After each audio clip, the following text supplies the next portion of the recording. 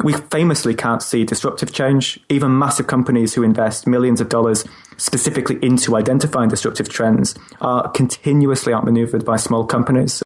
This is The Entrepreneur Way with Neil Ball.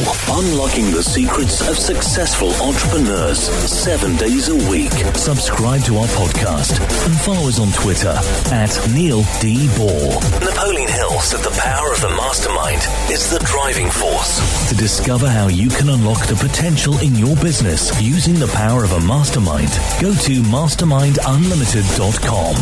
And now, here is your host, Neil Ball. Hello everybody, it's Neil Ball here. Thank you so much for joining me again today on The Entrepreneur Way. The Entrepreneur Way is about the entrepreneur's journey, the vision, the mindset, the commitment, sacrifices, failures and successes. I'm so excited to bring you our special guest today, James Gupta. But before I do, I have a little quote for you. Mary Astor said, "Once you start asking questions, innocence is gone." The Entrepreneur Way asks the questions so we all get the insight, the inspiration and the ideas to apply in our businesses. James, welcome to the show. Are you ready to share your version of the Entrepreneur Way with us? Yeah, I'm delighted to be here. Thank you. Thanks for joining us, James. Now, James Gupta is a serial entrepreneur and a medical student at the University of Leeds in the UK. He is the founder and CEO of Synap, an online education platform that uses AI and neuroscience insights to enhance the way students learn.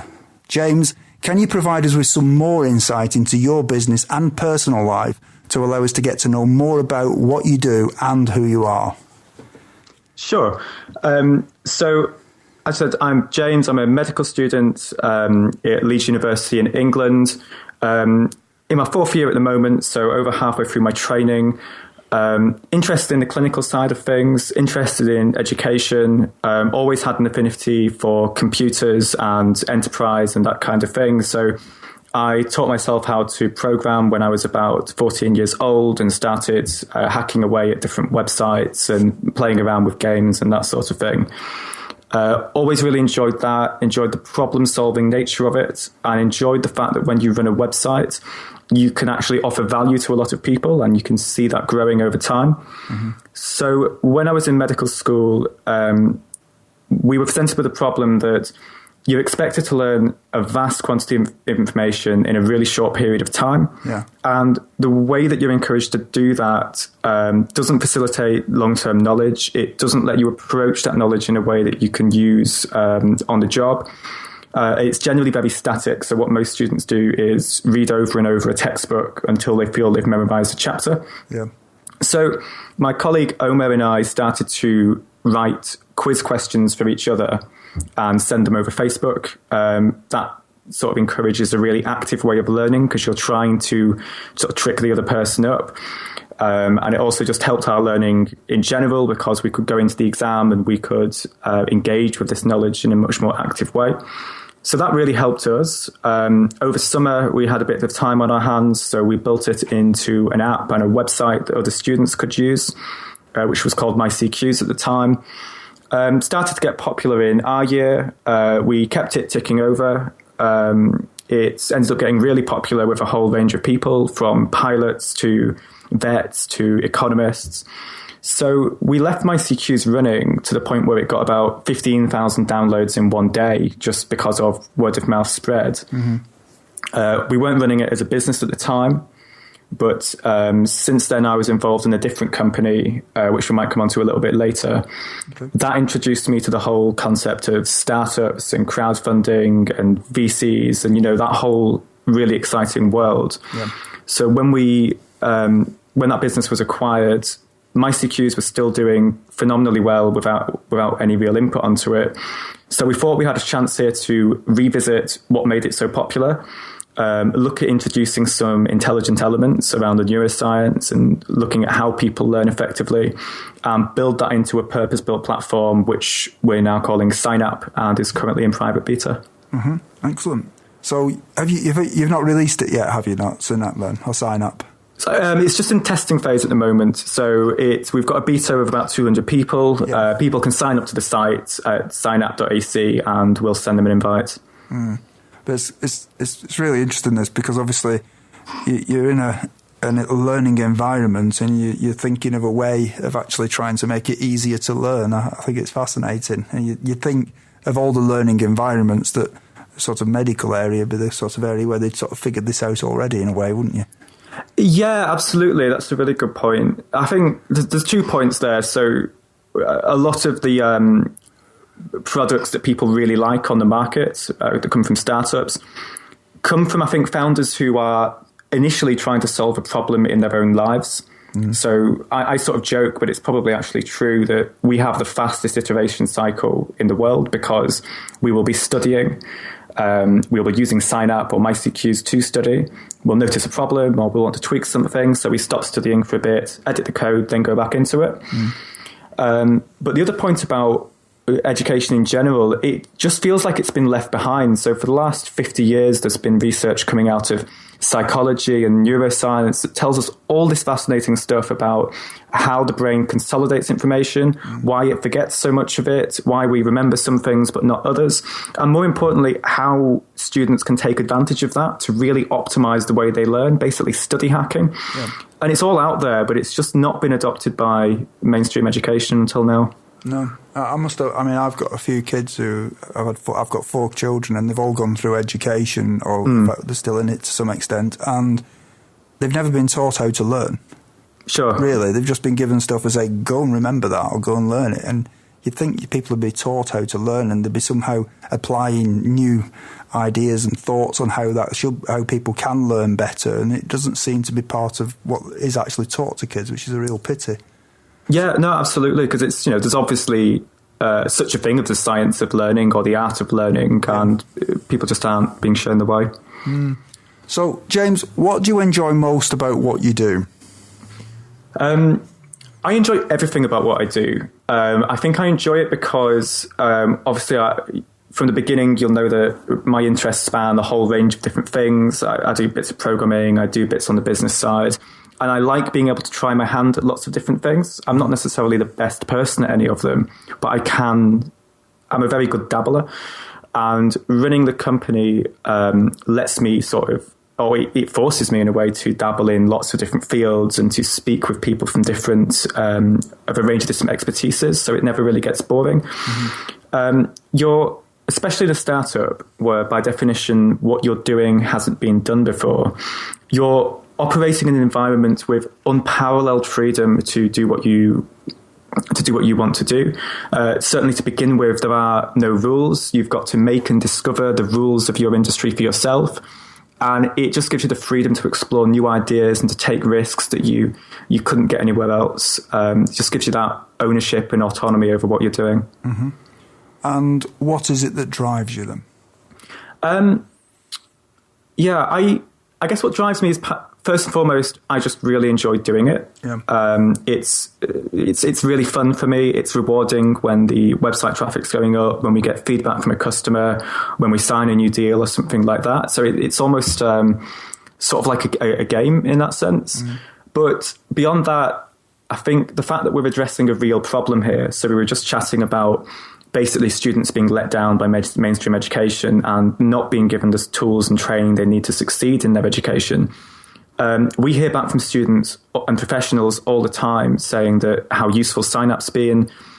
We have people offering to leave donations for it and that kind of thing.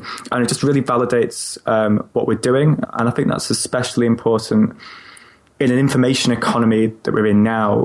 Education is probably the most important thing to get right, because we need this generation to grow up being able to critically interpret evidence, being able to take on board new concepts, and Synap's, one part of helping that. Okay.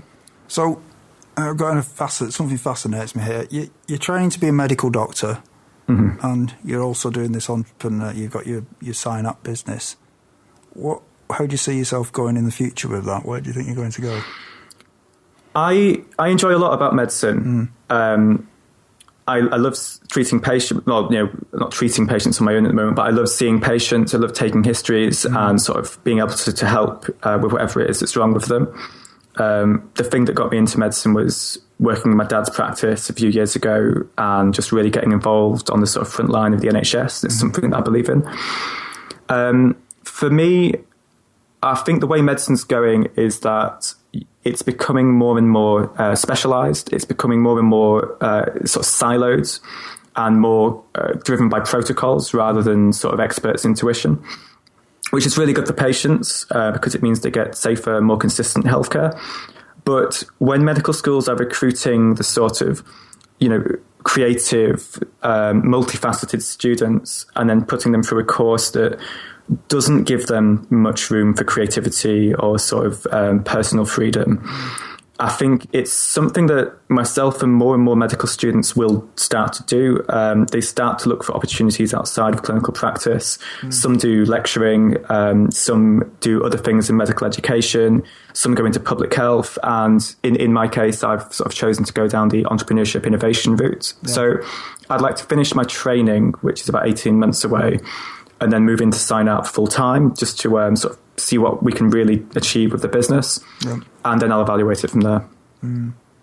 The reason, as you were saying that, I was thinking of something else actually. I mean, quite a lot of medical, a lot of sort of medical stuff tends to focus on the symptom rather than the cause as well, doesn't it? So you fix the symptom, but often the medicine doesn't always, sort of doctors and things don't always deal with the cause of things, which is, I suppose, dealing with a problem like an entrepreneur would, isn't it, if you think about it?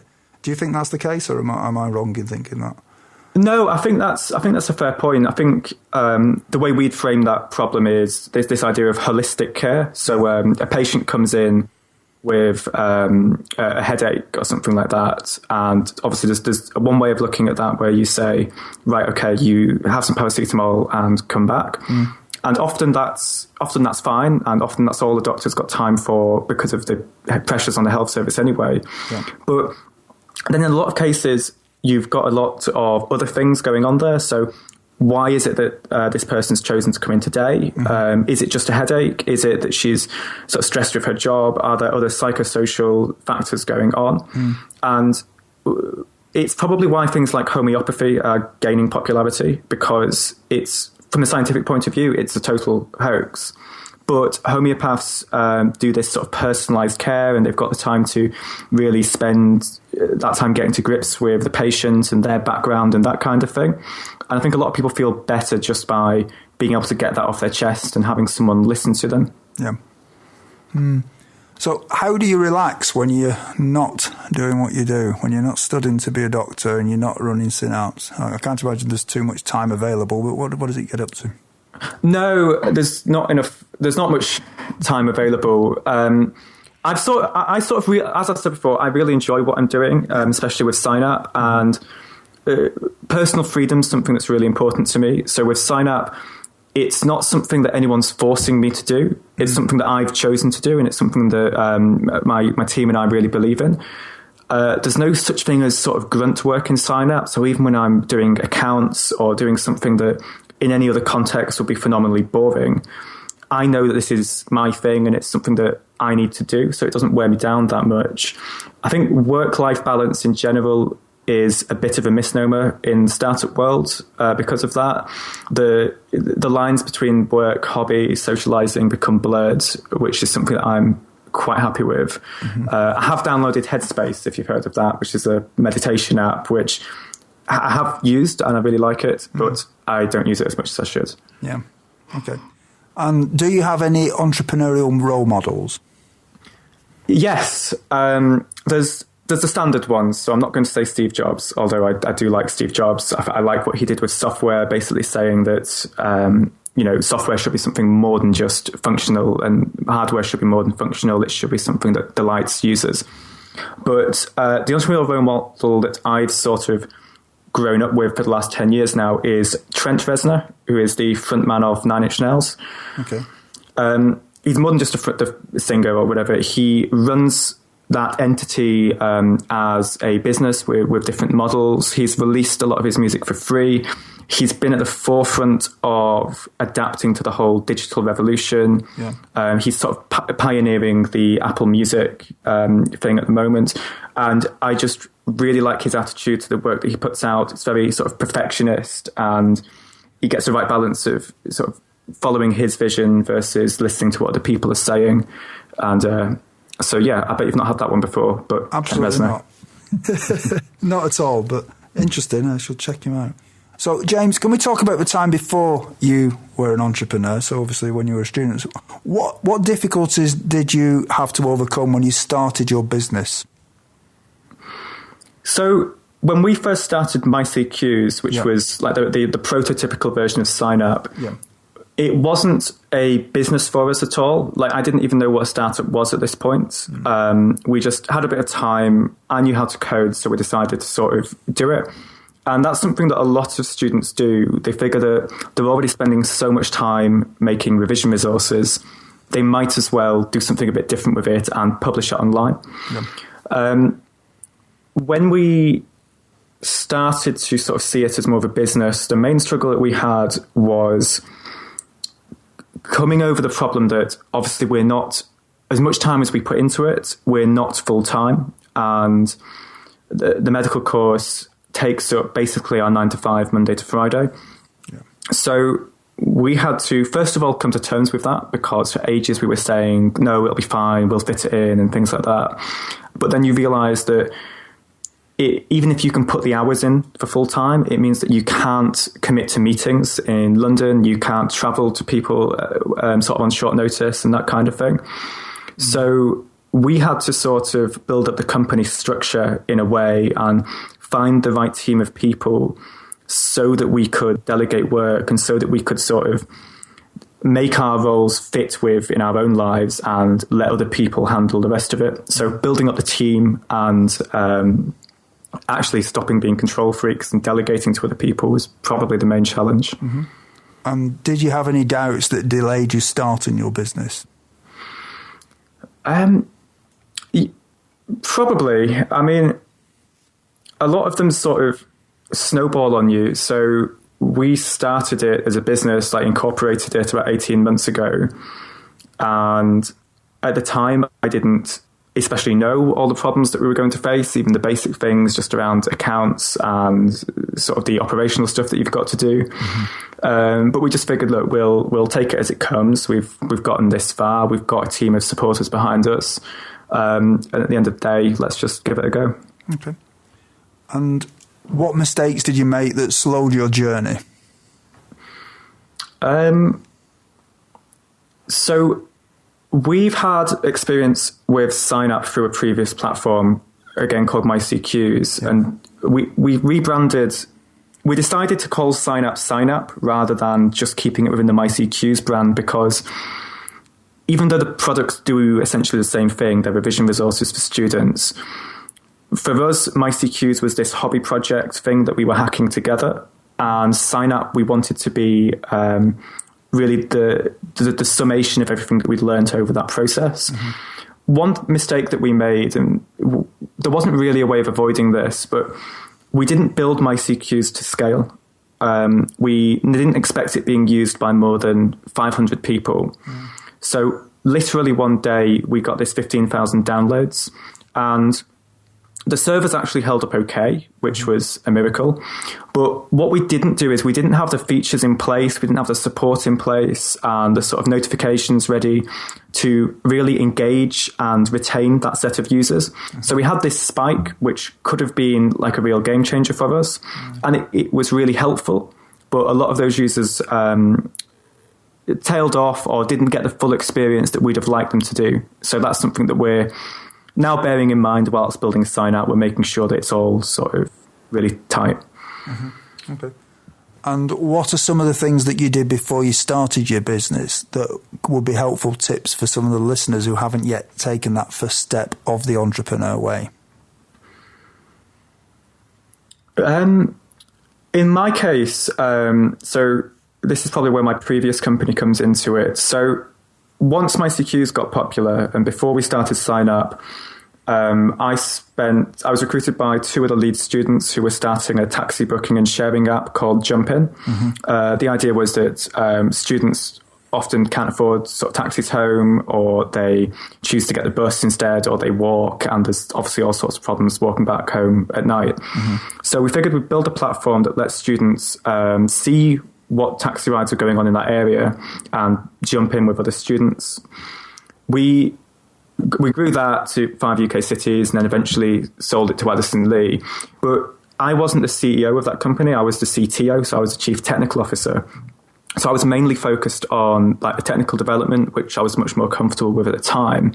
But it gave me a lot of insight into how this thing operates. And I think mentally I was using that to prepare for starting my own business at some point. I was sort of learning what the other guys were doing, picking up the contacts. So I'm not saying start another business before you start your business. What I am saying is there are certain things that you can only get by being sort of face-to-face in that world. And whether that means doing work experience or an internship with a startup for a week or two, or getting a job there for a month, it doesn't really matter. Just go and experience it firsthand. Guarantee you within a week, within a few days, you'll learn a whole wealth of things that will save you an inordinate time and money when you start your company. Yeah, I was speaking to someone recently, an American, who said doing it on someone else's dime, which I thought was a nice way of putting it. Yeah, that makes sense. Yeah, so entrepreneurship as well, so sort of taking on roles within a company. Yeah, absolutely. So what I'd like to do now is I'd like to talk about the actual journey itself of when you've started your business. So do you think that culture is important from the beginning in a business? Yes and no. Culture is really important when you're doing this because of all the reasons we've talked about before. The boundaries between your work, your social, your hobbies are going to blur into one. So whilst it's possible to work in a job that you don't particularly enjoy and to put on a certain persona and to act in a certain way 9 to 5, that eventually is going to backfire on you in a startup because your true self is going to come out. And if you've convinced people that you're sort of one way and that you can work in a certain way, it's sort of like putting on a certain face on a date. Eventually, if you go into a long-term relationship with that person, they're going to find out who you really are. Yeah. But so that's something you should bear in mind. But on the other hand, I don't think it's something you need to explicitly focus on in the beginning, because so long as you're happy with the way that you're operating your business and that you're doing it in a way that is true to your values and your beliefs, then your company culture is going to sort of shine through you anyway. And that's going to impact the people that you recruit, the contacts that you make, the way that you promote your business. So I think company culture is, if it's done right, it's an emergent feature of the founders themselves rather than something that's imposed explicitly. Thanks for that. Knowing what you know now, is there anything that if you'd known it when you started out would have helped you to shortcut the learning curve? Yeah, so I think this goes back slightly to what we were saying on one of the other questions, in that there are things you could gain by sort of doing it on someone else's dime or getting involved in other capacities that would help. I think there's a role for books and blog posts and reading that sort of thing from what other entrepreneurs are doing. Sometimes I have to back in the early days, I had to sort of force myself to read certain books, things like The Lean Startup and just other things that you should read if you're getting involved in this. Because when you've got an idea and it's your baby, you don't want to find out that maybe you're doing it wrong or maybe someone else is doing it. But it's better to find out those things up front, and it's better to sort of learn the lingo and be able to converse with other entrepreneurs early on rather than sort of further down the line when you've spent half of your money. And how much does gut feeling influence your decision in your business? In mine personally, a lot. It's part of what I like about running the business, and because it's part of what contrasts with medicine. So medicine, we were saying before, has gone away from the expert intuition, the gut feeling sort of thing. Yeah. And that's a good thing, because we've built up a great enough body of knowledge in medicine that we know, just on the basis of statistics, which treatments work for which people and to what extent. And that evidence is overwhelmingly more accurate than any one person's judgment, no matter how smart they are.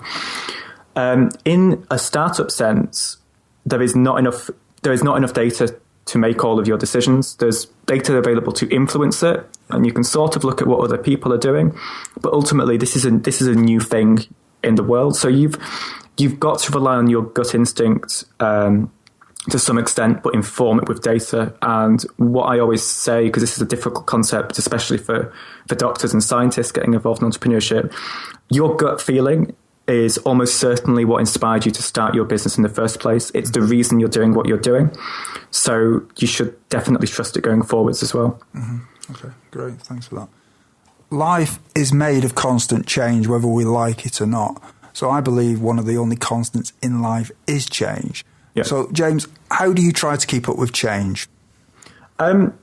Yeah, it's a really good question. I agree. The only constant is change, especially in technology, where you look at some of the predictions that have been made in the past about the way things would go, and it's fascinating to see, because I think humans generally have a very poor intuitive understanding of how exponentials work. Mm-hmm. Like, if we're trying to plot a trajectory of something, we're going to do it on a linear sort of curve. So we sort of look at the technology that we've got, and we sort of think, okay, well, it's getting faster and smaller and sort of easier. So the iPhone 10 will be sort of like this, but thinner and way more powerful. Mm-hmm. But we can't see, we famously can't see disruptive change. Even massive companies who invest millions of dollars specifically into identifying disruptive trends are continuously outmaneuvered by small companies. And this is what we see happening in Silicon Valley all the time. Mm-hmm. So I think it's keeping up with change for me is sort of understanding and accepting that our intuitions are really off here. And things can take hold in probably 10% of the time that you expect them to. And established platforms, established business models can fall just as quickly. Mm-hmm. And what is your favourite book on entrepreneurialism, business, personal development, leadership, or motivation? And can you tell us why you've chosen it? Sure. I've got two. Is that allowed? Yeah, sure. Sure. One I've read recently, it's a really new book. It's called Platform Scale by Sanjit Chowdhury. It's fantastic. It should be recommended reading for anyone who's starting like a website or an app that involves a community of people. Mm-hmm. What I really liked about it is the fact that it put words and particular phrases to concepts that a lot of us that I'd certainly suspected for a long time but couldn't really fully grasp. So it has a model that fully explains the rise of Airbnb and Uber and YouTube and WordPress and Medium and Instagram, mm-hmm.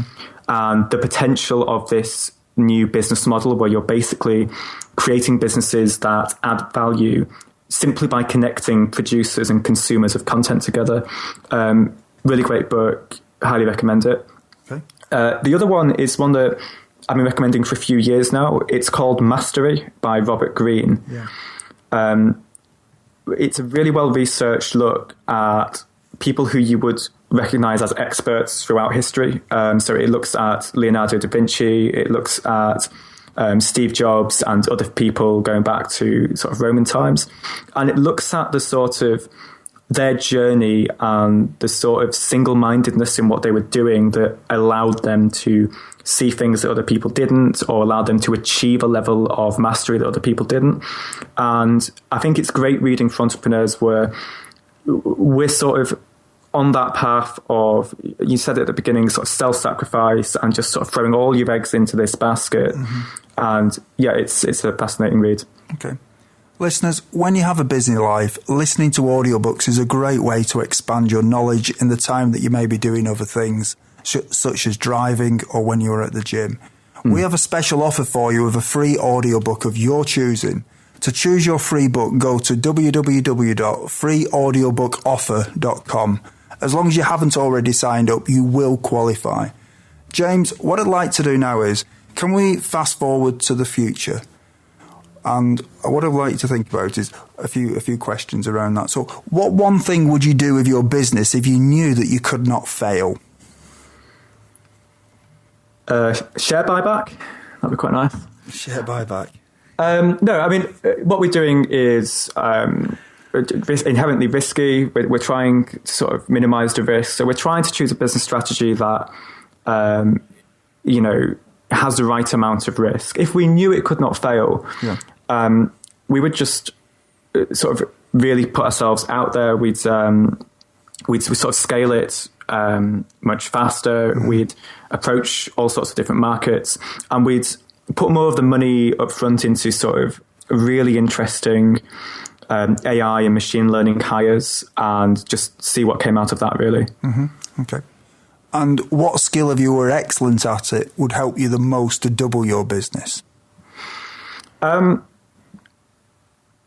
think the most important thing for me to be doing generally is to sell people on the vision that I've got for the company. Mm-hmm. So in my head, I've sort of got an idea of, I've got an idea of where we want to take it, how we're going to do that, where we sort of reside in the market.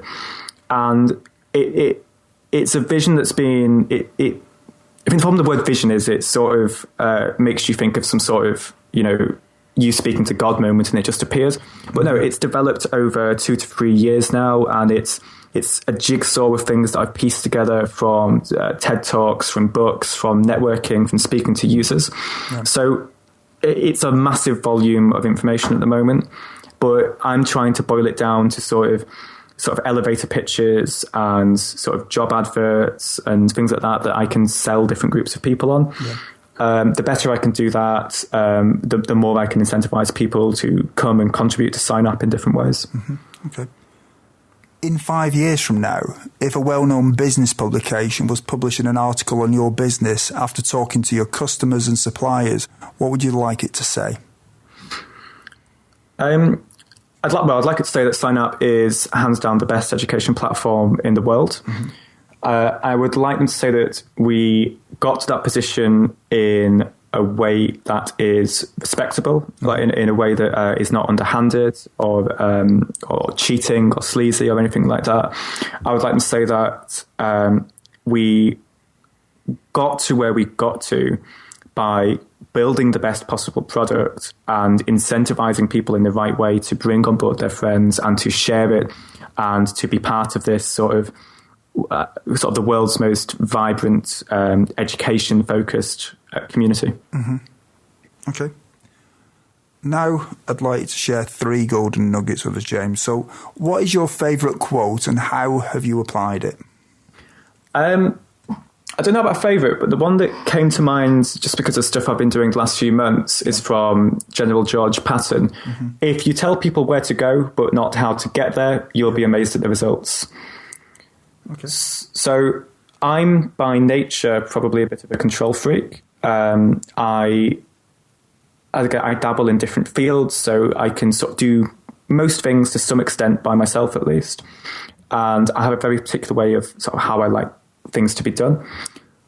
But we're starting to scale the team. We've now got 7 people working on Synap. We're going to have an extended team of ambassadors and developers working with us. And the only way for me to scale my time is to start relinquishing control of that to other people and giving them the chance to sort of develop and show off their skills as well. Mm-hmm. So whereas previously to sort of the people running our social media, I will be saying, look, here's 5 good articles, here's some good hashtags, post it out. I'm then not giving them the chance to sort of show me what they can do, and I'm not giving them the chance to stimulate themselves or any incentive to learn. Mm-hmm. Whereas now, we found the right people that I trust to do it. I can just say to Shauna, our marketing manager, look, we'd like to get 7% growth week on week over the next few weeks. Do what you've got to do to it. If you need any help, I'm here. But otherwise, I trust you to get on with it. And she's fantastic at it now, does a better job than I could do, and it's freed my time up. Okay. Do you have any favourite online resources that you could share with us that would be useful for us? Yeah, obviously there are ones that most people know about, Entrepreneurial.com, Forbes and things like that. Yeah. The ones I really like, there's a Silicon Valley developer turned investor called Andrew Chen, who posts just fantastic blog articles on, they're just fantastic. They're on growth, they're on sort of product strategy, they're on launch strategy, but they have really tangible take-home messages. Mm-hmm. There's a website called growthhackers.com, which is, when you're looking at marketing and especially social media marketing, I think there's a lot of useless or non-actionable information in there. I think there's a lot of people selling themselves as consultants who don't really know what they're talking about. Yeah. Growth Hackers is a Reddit-style community where some of the best people in the industry, sort of known people who've worked on Twitter and things like that, submit resources, and then the rest of this community votes on them. But the ones that come to the top are just hands down the best articles on how to grow your business, and they're just very trustworthy. And finally, I'm going to do a little plug for a website called Doctorpreneurs.com, which I'm involved with. Yeah. Doctorpreneurs is a free community for medical students, doctors, nurses, any healthcare professional who is interested in enterprise or innovation, technology, and would like to learn a bit more about it and would like to sort of meet other people in that community. So we post interviews and articles and sort of events for people. If you're in that field, check it out. Okay, thank you. And what is your best advice to other entrepreneurs? I always preface this by saying it sounds a bit cheesy, but it's really important. Just do it.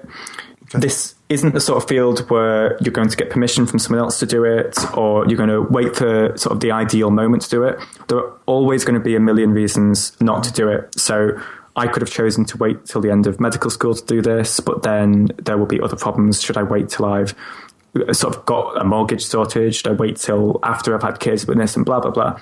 So just do it. You will hit a million problems and roadblocks and hurdles that you didn't predict, but you'll be fine. You'll get over it. And it's just a fantastic journey to go on. So go for it. Okay. Everyone, if you didn't manage to get a note of James's favourite resource or his favourite books, you can find the links on James's show notes page. Just go to theentrepreneurway.com and search for James or James Gupta in the search box. James, is there anything else that you'd like to add about your business? So Synap, we want to become the world's largest platform for students and professionals sharing quiz content with each other. It's a fantastic way to learn. It's relatively easy to produce the content, although there is a learning curve to it. If anyone would like to sort of get in touch and learn a bit more about what Synap is, if anyone would like to be a content producer on the site, or you know someone who would, please get in touch. I'm Gupta_James on Twitter, and I'm always happy to give advice to sort of new entrepreneurs if I can. So get in touch. Okay. James, it's been absolutely fantastic having you on the show. It's really been fascinating learning about what you're up to, and especially with you juggling it with your medical. No, I've really enjoyed it. So thanks for having me on, Neil. It's an absolute pleasure. So thank you very much. It's been great. Thank you for listening to The Entrepreneur Way. Subscribe to our podcast and follow us on Twitter @Neil D. Ball.